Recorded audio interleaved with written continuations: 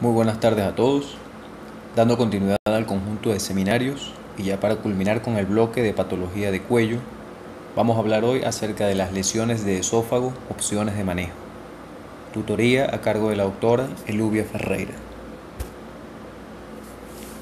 Debemos comenzar mencionando que innumerables cirujanos a lo largo de la historia han sido los primeros en adentrarse en lo que antiguamente se conocía como un territorio anatómico inexplorado. Así, la historia de la cirugía esofágica es la de unos galenos que pierden de manera repetida ante un adversario más fuerte que ellos.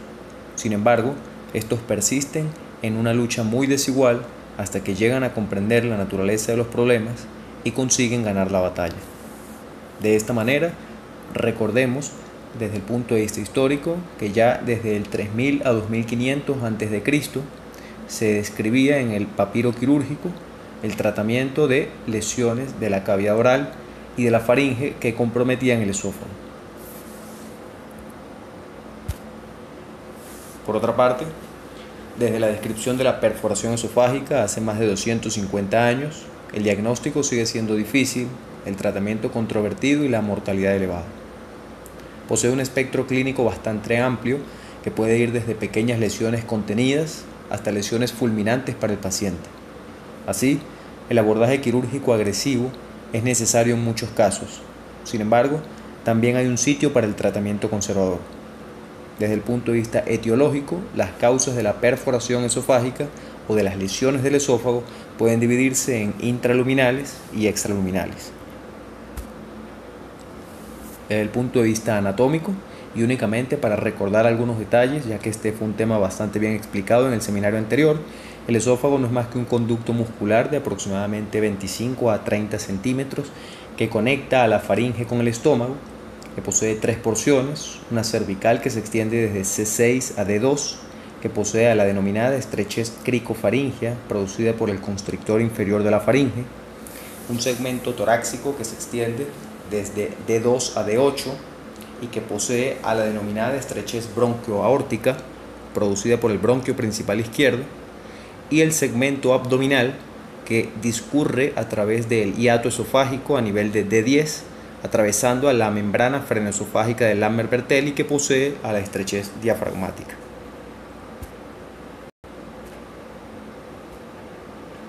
Entendiendo todos estos detalles, podemos ya comenzar a hablar en materia propiamente dicha, evidenciando este artículo denominado como las guías o las actuales guidelines para el manejo de las emergencias de esófago, publicado en la Revista Mundial de Emergencias Quirúrgicas para el año 2019 en Francia, haciendo hincapié en que la terapia de las emergencias esofágicas o de las lesiones de esófago está basada fundamentalmente en la localización, pudiendo presentarse lesiones a nivel del cuello o en la región cervical, torácica y abdominal, entendiendo que otros factores importantes para el pronóstico y la morbimortalidad del paciente van a ser la causa de la lesión y la extensión del daño esofágico, entendiendo que un retraso en las maniobras diagnósticas y terapéuticas permanecen como el factor dominante en el riesgo de morbimortalidad. Asimismo, la presencia o ausencia de lesiones a estructuras asociadas pues cataloga de una manera bastante significativa el pronóstico de este paciente.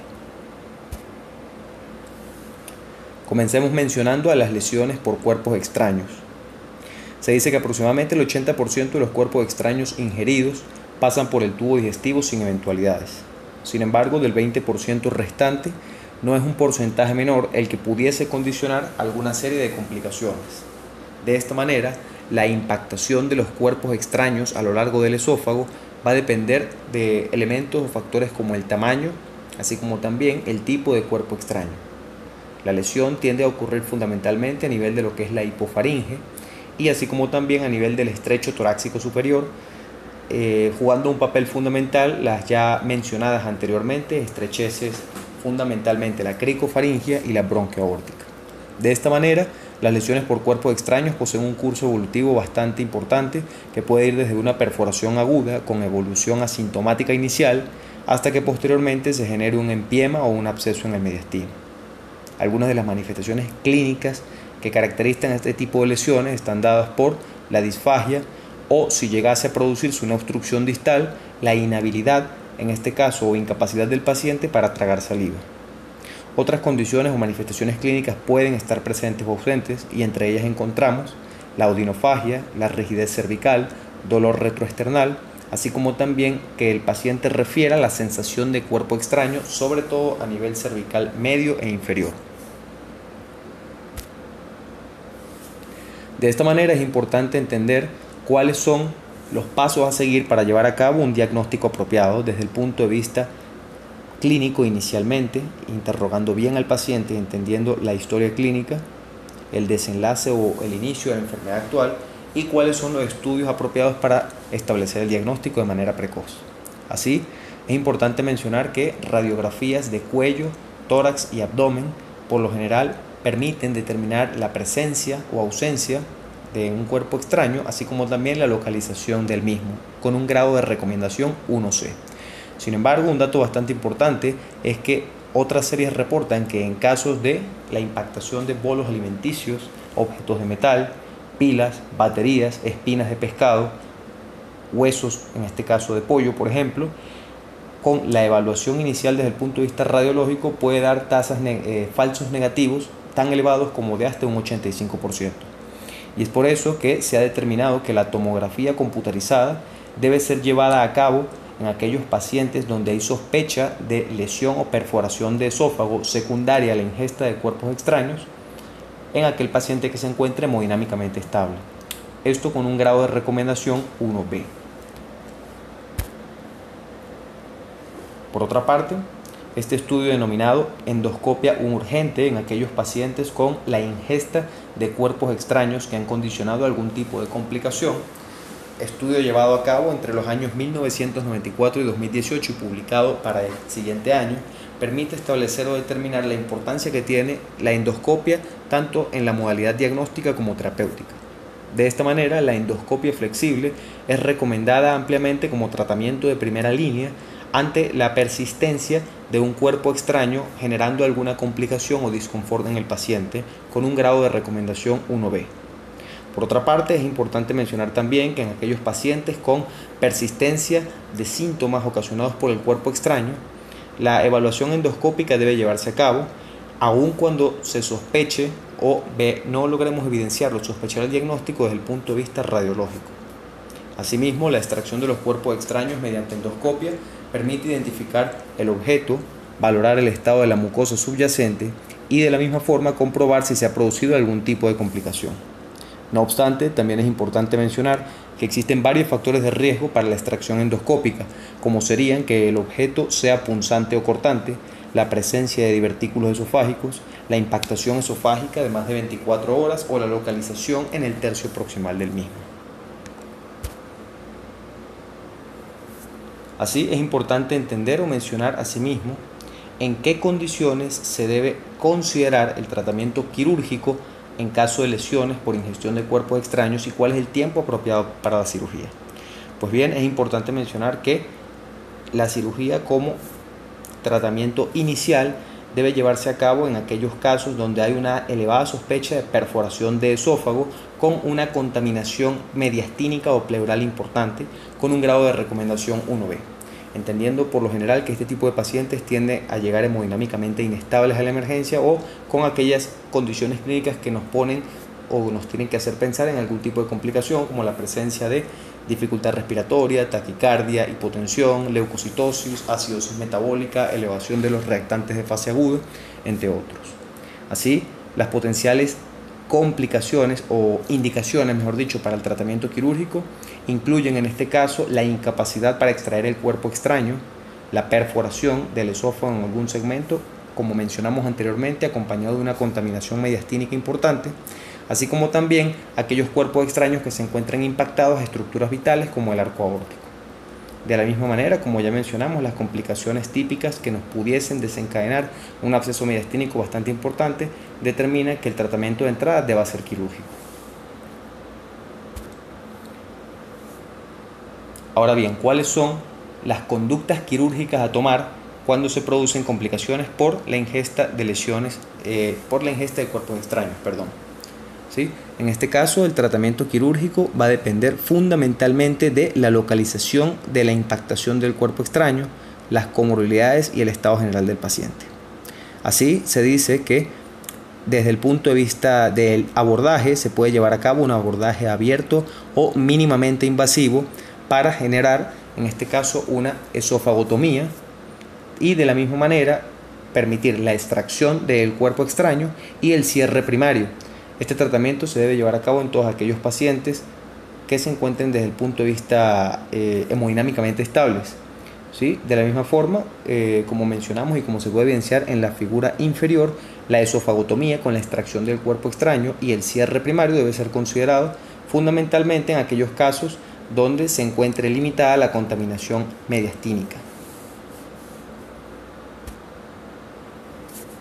Ahora bien, pasemos a otro elemento fundamental a la hora de hablar de lesiones de esófago y en este caso la ingestión de cáusticos, producida fundamentalmente en pacientes pediátricos, pero con incidencia importante en el paciente adulto, fundamentalmente en aquellos con trastornos psiquiátricos o aquellos que han cometido un intento de autólisis. Así, recordemos desde el punto de vista fisiopatológico que las soluciones alcalinas tienden a ocasionar lesiones graves del esófago y el estómago mediante un fenómeno o mecanismo de necrosis por coagulación. Por otra parte, las soluciones ácidas provocan generalmente lesiones gástricas aisladas. Estos tienden a ser pacientes que por lo general llegan en muy malas condiciones clínicas a la emergencia, dependiendo también fundamentalmente de las horas de evolución que han pasado desde el momento de la ingesta. Así es importante mencionar que en aquellos pacientes, sin embargo, que se encuentren hemodinámicamente estables, el estudio de elección para establecer el diagnóstico o en este caso la extensión de la lesión es la tomografía computarizada. Como se puede evidenciar en la imagen, tenemos 4 segmentos que nos hablan sobre cada uno de los grados de contaminación o de complicación asociada a la ingestión de cáusticos. En la imagen A podemos evidenciar cómo se produce o se permite la planificación con el contraste, una imagen homogénea con edema y también se evidencia la supresión de la grasa a nivel del mediastino, en este caso por afección del esófago torácico. En la segunda imagen o B se puede evidenciar fundamentalmente una imagen hipodensa, así como también la afección y el edema en la pared del esófago. En la imagen C se logra evidenciar de la misma manera la presencia de un anillo que condiciona, en este caso, un incremento o un engrosamiento en las paredes del esófago, así como también cambios en la densidad que nos hablan de una necrosis confinada a la mucosa. Por último, en la imagen D se logra evidenciar una injuria bastante importante y evidenciando también la ausencia del contraste posterior al planificado del mismo.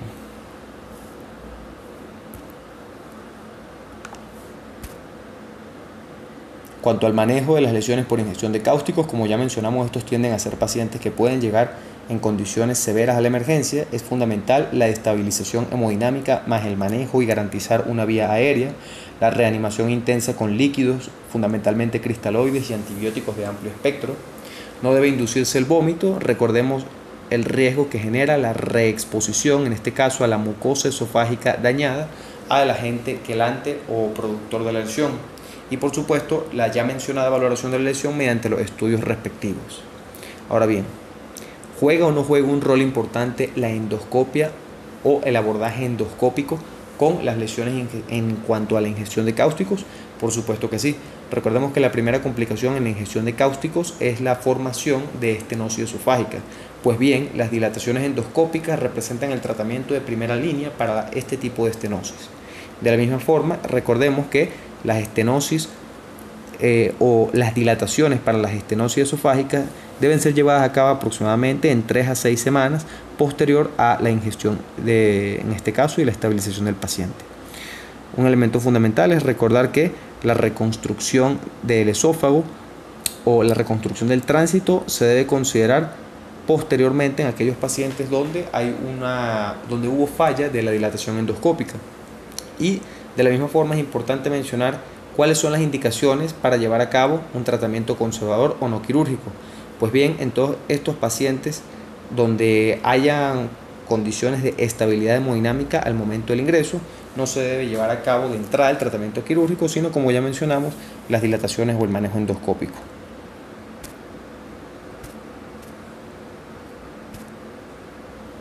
Ahora bien, por el contrario, ¿cuáles son las indicaciones para llevar o establecer a cabo el tratamiento quirúrgico? El tratamiento quirúrgico debe ser llevado a cabo con de manera precoz, en aquellos pacientes donde se ha producido una necrosis de la pared esofágica o de otros órganos, en este caso por la ingestión del cáustico, con un grado de recomendación 1C. Así, es importante mencionar de la misma manera que en cuanto al abordaje quirúrgico, el primer elemento o paso fundamental es determinar o llevar a cabo una necrosectomía amplia de todos aquellos segmentos donde hubo una necrosis por coagulación, valga la redundancia, del órgano afectado, fundamentalmente esófago y estómago. De la misma manera, se dice que se debe llevar a cabo en esta primera cirugía de entrada una yeyonostomía de alimentación con un grado de recomendación 2A. La laparotomía permanece como el abordaje emergente fundamental a la hora de llevar a cabo un abordaje para la necrosectomía. Sin embargo, también en fechas recientes se ha descrito el abordaje laparoscópico en aquellos pacientes hemodinámicamente estables. ¿Sí? De la misma forma, recordemos que todos aquellos tejidos donde hay o donde se involucre la necrosis como fenómeno fisiopatológico, pues todos estos tejidos deben ser resecados y la reintervención debe tomarse en cuenta o en consideración, ya que estos pacientes tienden a producir múltiples complicaciones postoperatorias.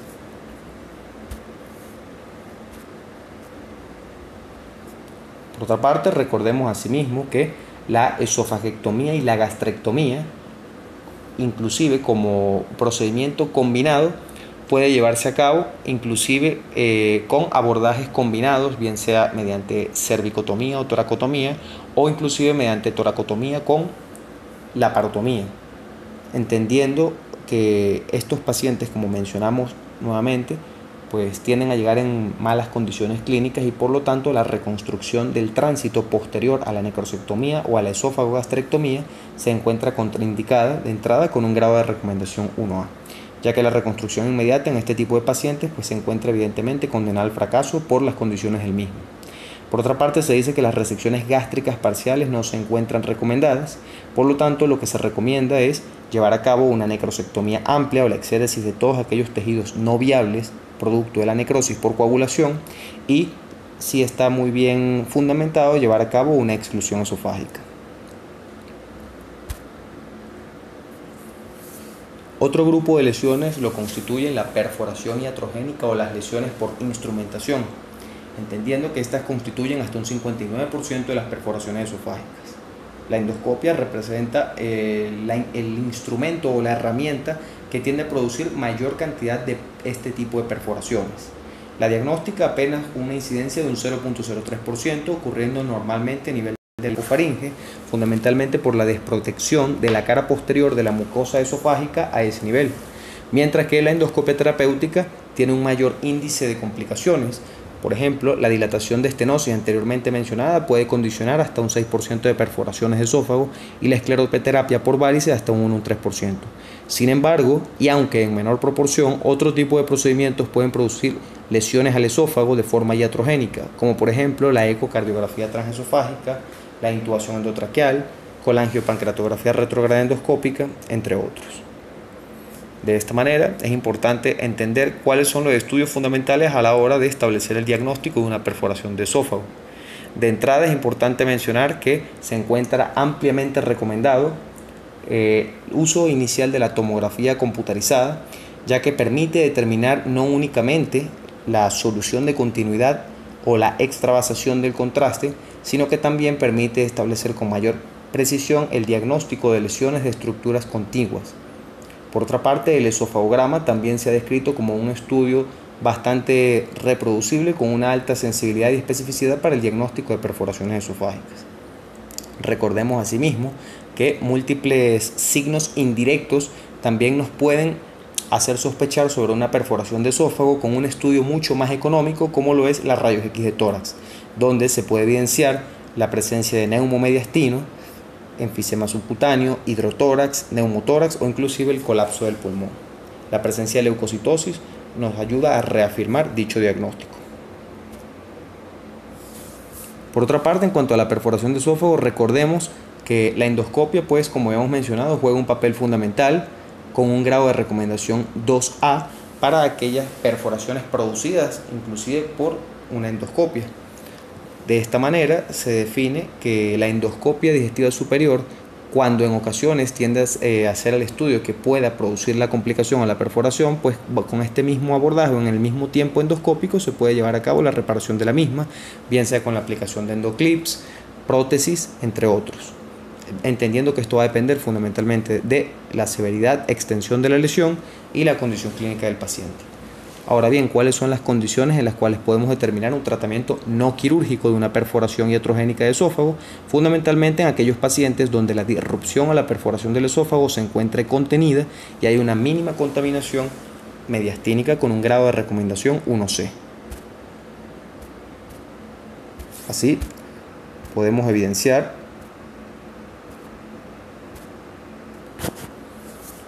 los criterios para manejo conservador de las perforaciones de esófago publicados en las actuales guidelines del año 2019. Múltiples factores son importantes, entre estos podemos mencionar un retraso en el diagnóstico posterior o antes de cumplir las 24 horas, una presentación clínica caracterizada por la ausencia de síntomas y signos de sepsis, criterios radiológicos como una perforación cervical o torácica contenida, así como también la presencia o la ausencia de complicaciones o lesiones de otras estructuras aledañas. De la misma forma, la ausencia de patología esofágica previa a la lesión es un factor que permite reafirmar que el tratamiento conservador pudiese llevarse a cabo en estos pacientes, entendiendo que ameritan enzimoterapia y una monitorización continua con los parámetros, signos vitales y, como habíamos mencionado previamente, con antibiótico-terapia de amplio espectro, reposición con líquidos y nutrición parenteral total de manera precoz.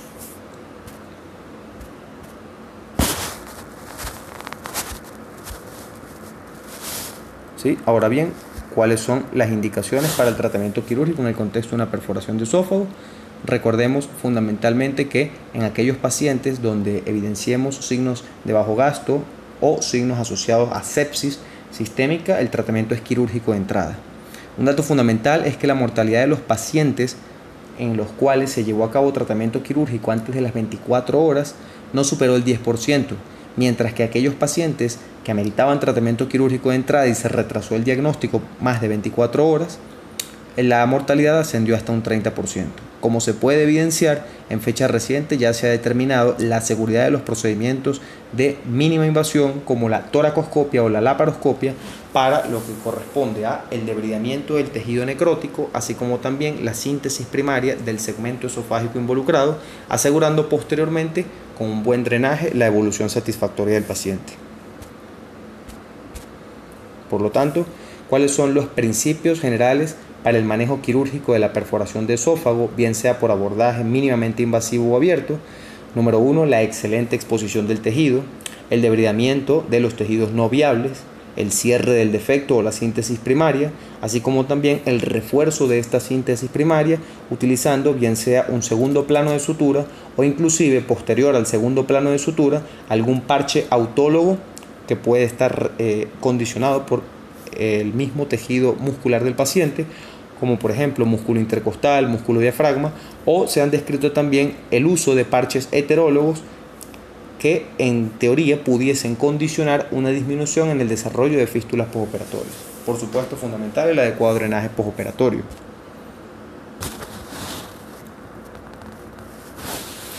En cuanto a una perforación, recordemos que es fundamental establecer en qué segmento del esófago se produjo la misma. Cuando hablamos o sospechamos una perforación de esófago cervical, hay signos y síntomas que nos pueden orientar, como la presencia de dolor y disfagia, fiebre, disnea, crepitación, taquicardia y leucocitosis. Desde el punto de vista imagenológico, el esofagograma es un buen estudio y se considera el gold estándar para el diagnóstico de la perforación de esófago cervical.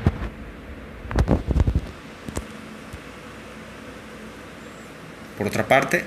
los lineamientos para el tratamiento quirúrgico de las perforaciones de esófago cervical están basados en una movilización circunferencial del esófago para facilitar su reparación, debridamiento del tejido involucrado,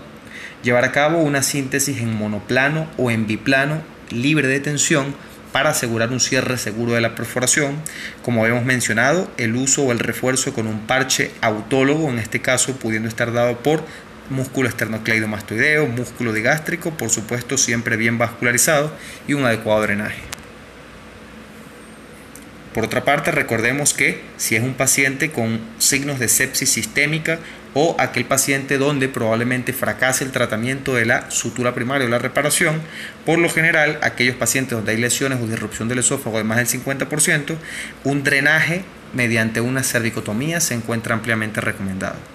Por otra parte, la construcción lateral o llevar a cabo una esofagostomía para disminuir la contaminación, en este caso del segmento cervical, también se encuentra ampliamente recomendado con un grado 2A.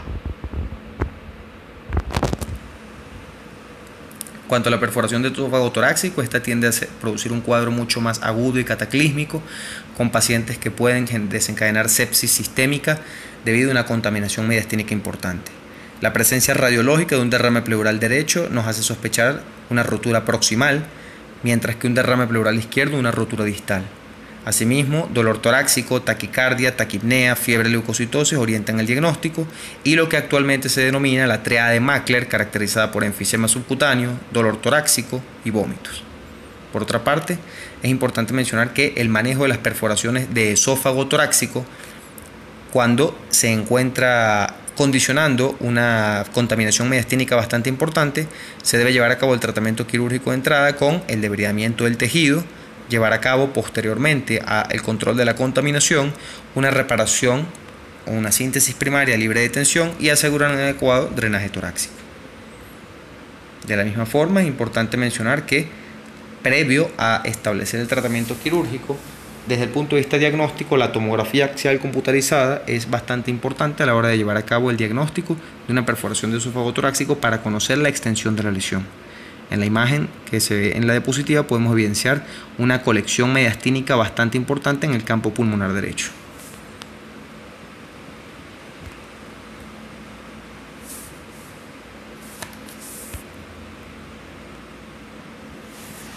Reparaciones de perforaciones de esófago torácico. Es importante mencionar que se debe llevar a cabo una incisión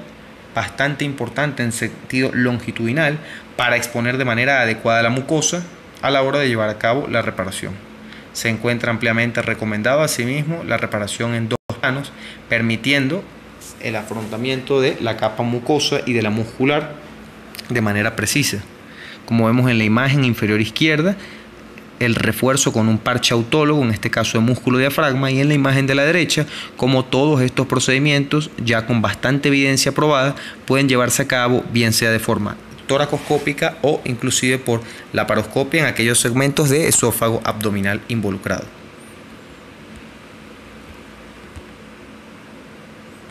Por otra parte, recordemos que, al igual que en la porción cervical, si una reparación no puede llevarse a cabo de manera inicial en una perforación de esófago torácico, por lo general se debe llevar a cabo una exclusión esofágica a nivel cervical para evitar el incremento en la contaminación mediastínica, y la reparación o la síntesis sobre un tubo en T permite la creación de una fístula esófago-cutánea que minimiza la contaminación mediastínica, asegurando posteriormente mediante una yeyunostomía la alimentación del paciente. Perforaciones de esófago abdominal. Por lo general, en la gran mayoría de los casos, el tratamiento es quirúrgico de entrada, entendiendo que instauran un cuadro de peritonitis. Los principios de tratamiento quirúrgico, bien sea por abordaje laparoscópico o abierto, siendo de preferencia actualmente el abordaje laparoscópico, al igual que en las otras lesiones, el debridamiento de los tejidos necróticos, la reparación o síntesis primaria mediante monoplano o biplano libre de tensión, asegurando tejidos bien vascularizados, y se encuentra también ampliamente recomendado en aquellos casos donde se tenga que llevar a cabo una resección esofágica, una reconstrucción con algún segmento del estómago, como una gastroplastia, utilizando el fundus, procedimiento bastante similar al de la funduplicatura para el tratamiento del reflujo gastroesofágico. Por último, el trauma de esófago. Es importante mencionar que, debido a la situación anatómica del esófago, las lesiones ocasionadas por trauma por lo general se encuentran asociadas a múltiples complicaciones, no únicamente del esófago, sino de las estructuras vecinas. Por lo tanto, es importante mencionar que desde el punto de vista diagnóstico, por lo general, estos pacientes tienden a presentar dolor cervical importante, fiebre, disnea, enfisema subcutáneo en algunas oportunidades, dependiendo de la cinemática del trauma, es decir, si es un trauma abierto o penetrante o un trauma cerrado, pueden presentar asimismo la presencia de traumatopnea. En todo este tipo de pacientes, el tratamiento es quirúrgico de entrada. De esta manera, recordemos, sin embargo, que en aquellos pacientes donde se pueda o se haya condicionado un trauma de esófago o un trauma cervical con mínima implicación del esófago, hemodinámicamente estable y sin complicación de estructuras vasculares, pudiese llevarse a cabo un tratamiento no operatorio o conservador, entendiendo sin embargo que estos pacientes ameritan una selección cuidadosa. No todos son pacientes candidatos a este tipo de tratamiento. De hecho, se dice que en aquellos pacientes en el contexto de un trauma de esófago en quienes se llevó a cabo tratamiento conservador, aproximadamente un 20% posterior ameritará tratamiento quirúrgico. De la misma manera, los criterios de Cameron, caracterizados por la presencia de una perforación de esófago cervical contenida en ausencia de signos de sepsis, o los criterios de Altorjay, como la presencia de una perforación de esófago cervical o torácico contenida sin signos de sepsis y sin obstrucción distal, permiten tomar a cabo la decisión de llevar a cabo el tratamiento conservador. Evidentemente, amerita el manejo mediante un equipo multidisciplinario, no únicamente por cirujanos generales, sino también por cirujanos con experiencia en esófago, cirujanos de tórax, emergenciólogos, unidad de cuidados intensivos, entre otros. Entendiendo de la misma manera que son pacientes que ameritan monitorización estricta, soporte nutricional parenteral total y antibiótico terapia de amplio espectro. De la misma manera, ¿cuáles son las indicaciones para establecer un tratamiento quirúrgico inmediato a aquellos pacientes que se encuentren hemodinámicamente inestables o inclusive aquellos pacientes en los que se encuentren hemodinámicamente estables pero bajo una modalidad diagnóstica de imágenes se evidencia una extravasación del medio de contraste? Esto con un grado de recomendación 1C. Aquellos pacientes que son llevados a mesa operatoria para llevar a cabo bien sea una cervicotomía o toracotomía de urgencia para reparar lesiones no asociadas al esófago, sino por ejemplo lesiones de la vía aérea o lesiones vasculares, y en donde se sospeche concomitantemente en el intraoperatorio una lesión de esófago, está indicado o altamente recomendado la instauración de azul de metileno para ver la extravasación del mismo en el mismo acto quirúrgico, para que si de esta manera el paciente se encuentra hemodinámicamente estable, llevar a cabo la reparación del mismo.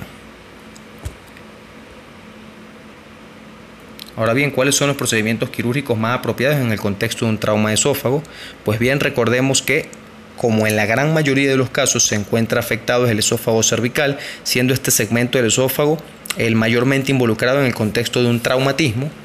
pues por lo general lo importante es llevar a cabo una cervicotomía lateral izquierda alrededor o en el borde anterior del músculo esternocleidomastoideo, entendiendo que si son pacientes que llegan hemodinámicamente inestables, como hemos mencionado, con un grado de recomendación 1C, lo ideal no es llevar a cabo la reparación de la lesión de manera inmediata, sino llevar a cabo una exclusión esofágica o una esofagostomía y garantizar un adecuado drenaje cervical.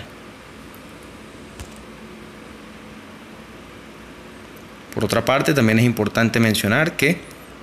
en situaciones en las cuales se pueden evidenciar daño severo a la médula espinal, a los grandes vasos, al corazón,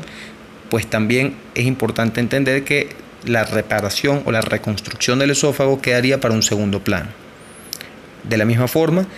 el tratamiento quirúrgico a la hora de llevar a cabo una reparación de esófago en el contexto de trauma también permite, si es el esófago abdominal involucrado, llevar a cabo, como mencionamos, abordajes mínimamente invasivos.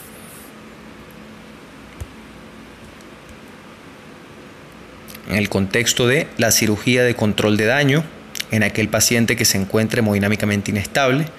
evidentemente pues juega un papel bastante importante el control de daños a la hora de llevar a cabo también el abordaje de las lesiones de esófago, entendiendo que se va a basar, de acuerdo a las últimas publicaciones, en 4 fases fundamentales, ya no 3, sino 4. La primera, el protocolo de transfusión masiva, definido como más de 10 unidades de concentrado globular, así como la preparación de todos aquellos concentrados, léase plasma fresco congelado, crioprecipitado, para la restauración fisiológica del sistema de la coagulación del paciente, que va inmediatamente a una cirugía abreviada, donde evidentemente se controla la hemorragia o la contaminación, se traslada a la unidad de cuidados intensivos. De esta manera pasamos a la fase 3 del control de daños, que es la corrección ya no de la triada, sino del rombo de la muerte por los muy bien estudiados fenómenos de acidosis metabólica, coagulopatía, así como también la acidosis metabólica, coagulopatía, la hipocalcemia y por último el second look o la reparación de las lesiones. Acidosis metabólica, coagulopatía, hipotermia e hipocalcemia, disculpen, son los elementos de la tétrada o rombo de la muerte y el second look y reparación de las lesiones en última instancia.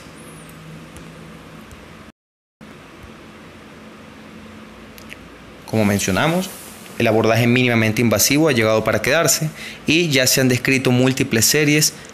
internacionales de bastante rigor que la videotoracoscopia también puede llevarse a cabo en el contexto del trauma de esófago, siendo una opción adecuada para identificar, debridar y controlar la perforación, permitiendo drenar de manera amplia el mediastino. Y evidentemente pues la curva de aprendizaje es importante, pero es un abordaje ya ampliamente estudiado para el trauma de esófago. Por último, un algoritmo bastante importante donde logramos resumir, de acuerdo a la Asociación Española de Cirujanos, cómo abordar una lesión de esófago, entendiendo que va a depender de la cinemática del trauma o de la lesión, la extensión y la localización de la lesión. Luego de las características clínicas y la sospecha diagnóstica con los diversos estudios, rayos X, esofograma, endoscopia, tomografía,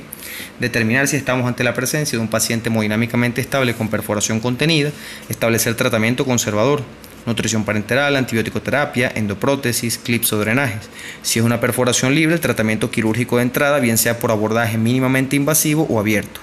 Si es un tratamiento quirúrgico en un esófago sano, la sutura primaria y el parche o refuerzo es el tratamiento de elección. Si no es posible la reconstrucción,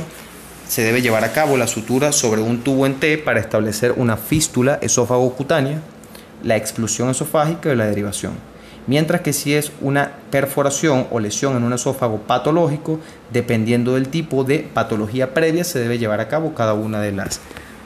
terapéuticas estudiadas ampliamente. Por último,